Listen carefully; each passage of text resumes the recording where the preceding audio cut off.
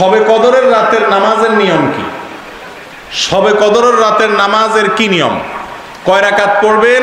প্রথম রাকাতে কোন সূরা পড়বেন, কতবার পড়বেন? দ্বিতীয় রাকাতে কোন সূরা পড়বেন, কত রাকাত পড়বেন? জানা আছে তো আপনাদের? জানা নাই? একজনও জানেন না?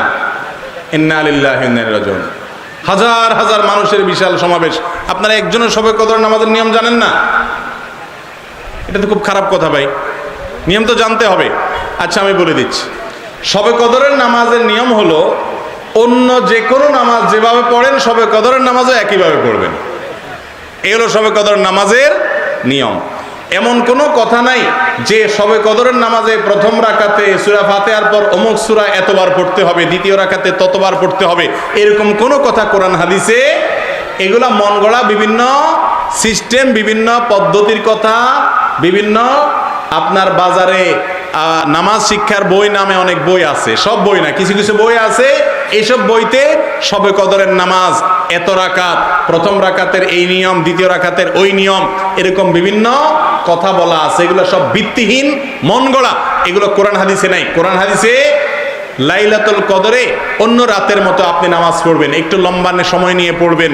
যে কোনো রাতের নামাজ, তাহাজ্জুদের নামাজ লম্বা সময় নিয়ে পড়তে হয়, দীর্ঘ রাকাত, দীর্ঘ রুকু, দীর্ঘ সিজদা, আস্তে আস্তে তেলাওয়াত, আস্তে আস্তে তাসবিহ এবং সময় নিয়ে পড়বেন।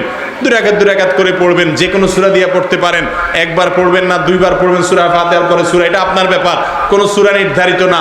আপনি লাইলাতুল কদরের একটা জিনিস নির্ধারিত, সেটা হলো একটা দোয়া হাদিসে বর্ণিত হয়েছে, আম্মা জান আয়েশা রাদিয়াল্লাহু তাআলা আনহাকে নবী করিম সাল্লাল্লাহু আলাইহি সাল্লাম শিক্ষা দিয়েছেন, তুমি যদি লাইলাতুল কদর পাও তাহলে দোয়া করবা। কি দোয়া? আল্লাহুম্মা ইন্নাকা আফুউন তুহিব্বুল আফওয়া ফাআফু আন্নী। আল্লাহ আপনি ক্ষমাশীল, ক্ষমা করতে ভালোবাসেন, অতএব আমাকে ক্ষমা করে দেন। ক্ষমা করতে ভালোবাসেন, অতএব আমাকে ক্ষমা করে দেন। এই দোয়া পড়বেন লাইলাতুল কদরে। এছাড়া আল্লাহর কাছে যে কোনো দোয়া করবেন, দুই রাকাত করে নামাজ যতটুকু পারেন তৌফিকুল্লাহ পড়বেন।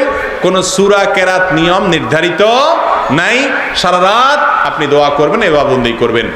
আর এই শবে কদর পাওয়ার জন্য, শবে কদরের ইবাদতের আশায় রমজানের শেষ রাতে, শেষ 10 রাতের সবগুলোতে, বিশেষ করে বেজরগুলোতে বেশি বেশি করে করবেন। শুধু 27 তারিখকেই করবেন, অন্যগুলোতে ঘুমাবেন। এটা সুন্নাহ সম্মত লাইলাতুল কদরের তালাশ নয়।